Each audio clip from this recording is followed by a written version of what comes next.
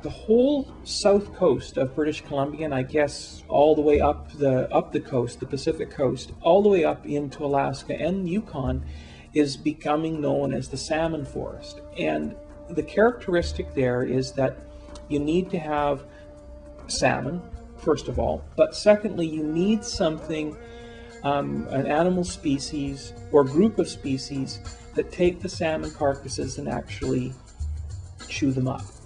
Native people of the Squamish Nation have a very interesting tradition in that the first salmon that come back, they put the bones of those salmon back into the river after they've eaten them.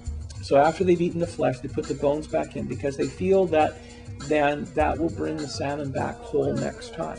And now, of course, because of all of this recent research work, we know that's exactly how the river works. If you don't put the salmon carcasses back into the river doesn't become completely sort of renutriated, I guess if that's a word, and feed the forest. The forest makes it possible for the young salmon to, catch food. It protects them from overheating the streams because it protects the stream and all of those other kinds of things.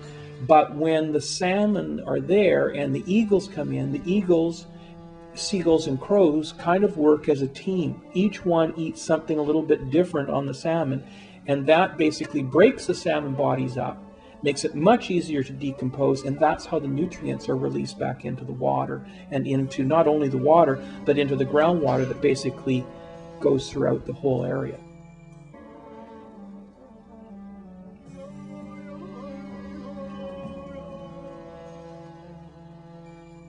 My analogy is, look, you don't swallow your food whole and wait for your stomach to digest it. You put it in your mouth, you chew the food, and that breaks up, some of the bonds, mechanically breaks up some of the bonds, goes into your stomach. You can use the food energy that's in the food that you eat.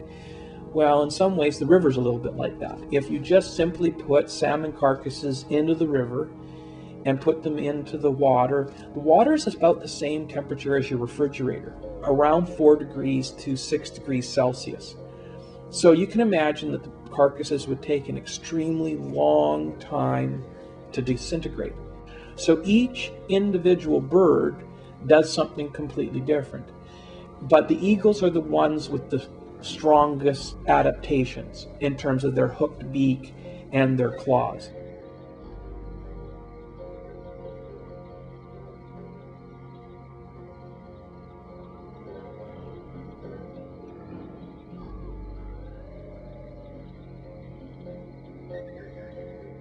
Our images of the eagle are these majestic, black and white birds coming down across the surface of the water, picking up these fish, live fish in the summertime.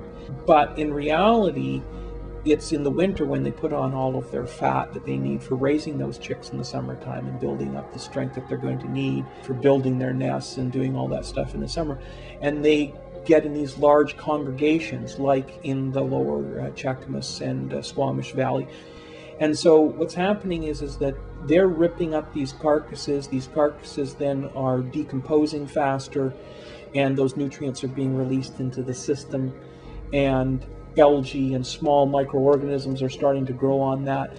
And as it turns out, with the water temperatures being what they are, that first bloom of algae and those little plankton organisms that the salmon really need to survive in their first few days after emerging out of the gravel, that all happens around, March, early April, the beginning of May.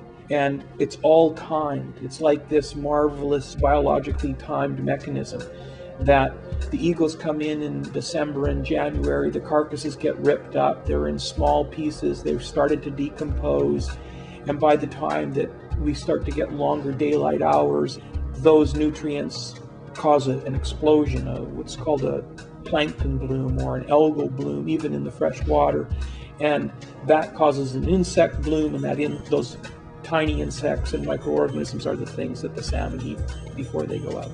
If the eagles weren't there to be ripping up those carcasses of the salmon, then what would happen is you simply wouldn't have any salmon, because of course the babies would all come up out of the gravel. There would be nothing for them to be fed in their first few days, and when they really need to feed, before they start to make either their journey down to the ocean. It's part of the salmon cycle to die, release their chemicals into the system so their young can survive into the future. And in this particular case, what's happening is that the eagles are performing a very important function, which is ripping the carcasses up while they're feeding themselves. Then nutrients are much more easily released into the freshwater environment.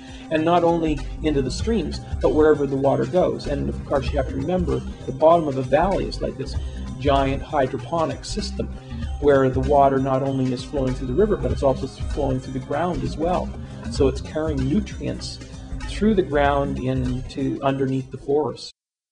The natural world is really complex. And when we take a look at the relationship between salmon and eagles in the forest, we start to understand those tiny little aspects of how that complexity might work.